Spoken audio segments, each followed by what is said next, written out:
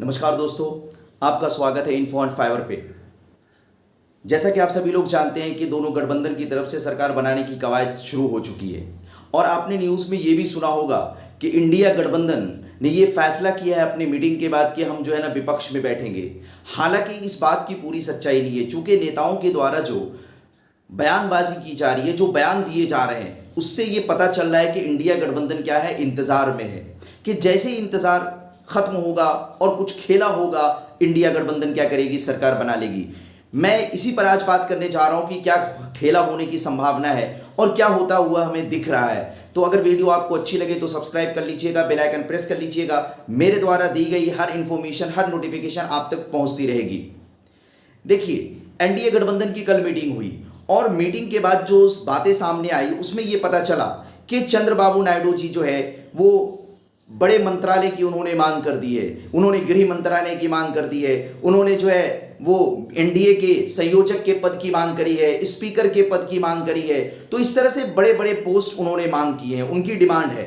और दूसरी तरफ नीतीश कुमार की भी जो है ना आपने डिमांड सुनी होगी, उन्होंने भी जो है ना एक तरह से रेल मंत्रालय मांग लिया है, उन्होंने जो है वित्त मंत्रालय मांग लिया है। तो इनकी भी बड़े बड़े डिमांड है।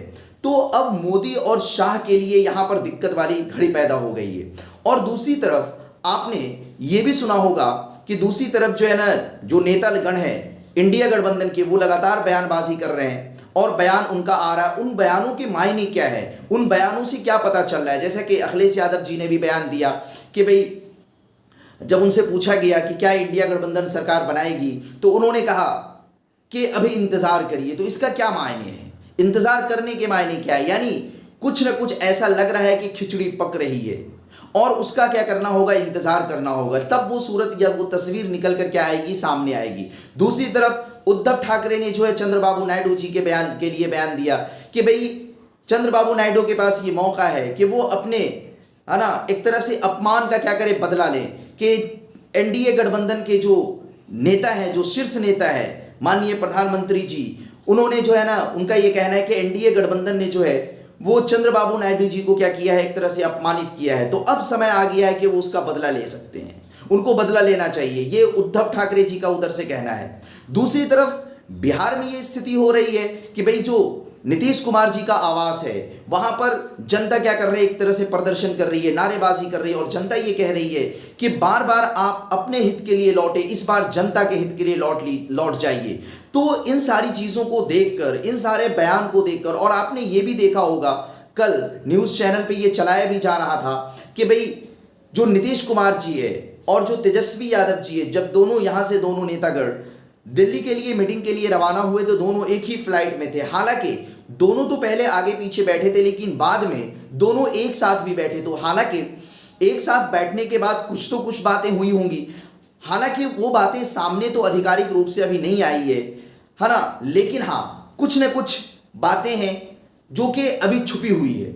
ना ही नीतीश कुमार उस चीज़ को लोगों के सामने पेश कर रहे हैं और ना ही तेजस्वी यादव जी, लेकिन हाँ कुछ न कुछ अंदर खाने से बात चल रही है और कुछ न कुछ खेला हो सकता है। और इन्हीं चीज़ों को देखते हुए अभी जैसा कि न्यूज़ में चलाया भी जा रहा था कि भाई नीतीश कुमार जी अब दिल्ली से पटना तभी लौटेंगे जब सरकार का गठन हो जाएगा, जब माननीय प्रधानमंत्री जी शपथ ग्रहण कर लेंगे। इसके क्या मायने हैं? इसके साफ साफ ये मायने हैं कि कहीं ना कहीं नीतीश कुमार जी वो पलट सकते हैं और उनके पलटने के चांसेस ज़्यादा दिख रहे हैं। इसी वजह से तो उन्हें नज़रबंद कर दिया गया, उन्हें वहाँ दिल्ली में रोक लिया गया कि शपथ ग्रहण होने से पहले तक आप पटना नहीं लौट सकते, जबकि वो मीटिंग में शामिल होने गए थे। और दूसरी तरफ चंद्रबाबू नायडू जी जो है ना एमके स्टालिन से जो है वो एयरपोर्ट पे उन्होंने मुलाकात की और मुलाकात करने के बाद सूत्रों से ये पता चल रहा है कि कहीं ना कहीं खड़गे जी के तरफ से जो एक तरह से संदेश था, वो संदेश जो है ना एमके स्टालिन जी ने, इंडिया का संदेश जो है वो चंद्रबाबू नायडू तक पहुंचा चुके हैं। तो हर तरफ एक घमासान मचा हुआ है, एक हलचल मची हुई है। इस गर्मी में सियासत का पारा और बढ़ चुका है। हालांकि आप न्यूज़ चैनल्स पे सुन रहे होंगे, देख रहे होंगे लगातार कि पहले ये कहा जा रहा था कि 8 जून को माननीय प्रधानमंत्री जी क्या लेंगे, शपथ लेंगे, लेकिन अब वो समय बढ़ा दिया गया है। अब ये कहा जा रहा है कि 9 जून को क्या करेंगे, शपथ लेंगे। तो इन सारी चीजों को जब आप मिलाएंगे, जब सारी चीजों को एक साथ लाएंगे, तो आपको साफ साफ ये प्रतीत होगा कि कहीं ना कहीं एक बहुत बड़ा खेल चल रहा है। और हो ना हो, हालांकि अभी इंडिया गठबंधन मेजोरिटी में नहीं है, लेकिन हो ना हो कि ये लोग जो है वो पलट करके आ जाए, इंडिया गठबंधन में आ जाए और इंडिया के गठबंधन की क्या बन जाए, सरकार बन जाए। लेकिन दूसरी तरफ इंडिया गठबंधन पहल नहीं कर रही है। इंडिया गठबंधन की ये कोशिश चल रही है कि वो जनता को ये दिखाना चाह रहे हैं कि जनता ने जो हमें जनादेश दिया है, हम उसका स्वागत करते हैं, हम तोड़ जोड़ की राजनीति नहीं करेंगे, हम जनता के मुद्दों को लेकर चलेंगे। लेकिन हाँ, दूसरी तरफ इंडिया गठबंधन की तरफ से बार बार ये कहा भी जा रहा है कि जो भी संविधान बचाने के हित के लिए हम में शामिल होना चाहते हैं, जनता के मुद्दों के लिए हम में शामिल होना चाहते हैं, तो वो हो सकते हैं, उनके लिए दरवाजे खुले हुए हैं। तो ये एक इशारा भी है कि जो भी सांसद इंडिया गठबंधन से मिलना चाहे वो मिल सकते हैं, जो भी दल इंडिया गठबंधन में शामिल होना चाहते हैं वो हो सकते हैं, और उनको क्या किया जाएगा, उनका सम्मान किया जाएगा, और उनकी मर्जी के मुताबिक, उनके डिमांड के मुताबिक हो सकता है उनके डिमांड को भी क्या किया जाए, पूरा किया जाए। तो इन चीजों को देखकर नरेंद्र मोदी जी और अमित शाह जी की बिल्कुल परेशानी बढ़ी हुई है। अभी कुछ नहीं कहा जा सकता कि पासा किस तरफ पलटेगा, किसी की भी सरकार बन सकती है। तो हमें आपको इंतजार करना होगा, देखना होगा ये जो सियासत का खेल चल रहा है। दूसरी तरफ सूत्रों से ये भी पता चल रही है, ये भी बात कही जा रही है कि नीतीश कुमार जी भी, उनके मन में भी खुन्नस है कहीं ना कहीं 2014 के चुनाव के टाइम से लेकर, क्योंकि जब 2014 में एनडीए फुल बहुमत में आई थी, यानी बीजेपी फुल बहुमत में आई थी, तो उससे नरेंद्र मोदी को प्राइम मिनिस्टर का चेहरा बनाया गया था। लेकिन उससे पहले जो बात चल रही थी वो किसके लिए बात चल रही थी, नीतीश कुमार जी के लिए बात चल रही थी। लेकिन बीच में कौन आ गए, माननीय नरेंद्र मोदी जी आ गए, जिसकी वजह से इनका पत्ता कट गया।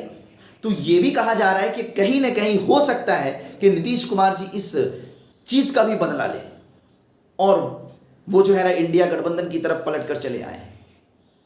ये सारी चीजों की पॉसिबिलिटी। और उधर देखिए दूसरी तरफ, हालांकि इंडिया गठबंधन की तरफ से सामने आकर बिल्कुल ये बात नहीं कही जा रही कि हम सरकार बनाने की कोशिश कर रहे हैं, लेकिन दूसरी तरफ आप देखिए आज अखिलेश यादव से मिलने जो है वो ममता बनर्जी का डेलीगेट पहुंचा हुआ है। यानी वहां पर भी कहीं ना कहीं सरकार के गठन को लेकर बात चल रही है। तो हर तरफ से एक नेता दूसरे नेता से क्या कर रहे हैं, मुलाकात कर रहे हैं। उधर ममता बनर्जी ने भी जो है ना नीतीश कुमार जी को फोन किया। तो इस तरह की बातें चल रही है। तो कहीं ना कहीं एक बहुत बड़ा खेला होने की संभावना है। तो देखिए कौन सा खेला होता है और सरकार का गठन किसका होता है, कौन शपथ लेते हैं, नए प्रधानमंत्री हम सभी देशवासियों को कौन मिलते हैं, हम लोग इसका इंतजार करेंगे। लेकिन हाँ, एक बात तो तय है कि एनडीए गठबंधन के लिए राह आसान नहीं है, एनडीए गठबंधन के लिए राह आसान नहीं है। अब देखिए क्या होता है, समय का इंतजार करिए, आप भी इंतजार करें, ठीक है। तब तक के लिए धन्यवाद, नमस्कार, ओके, थैंक यू।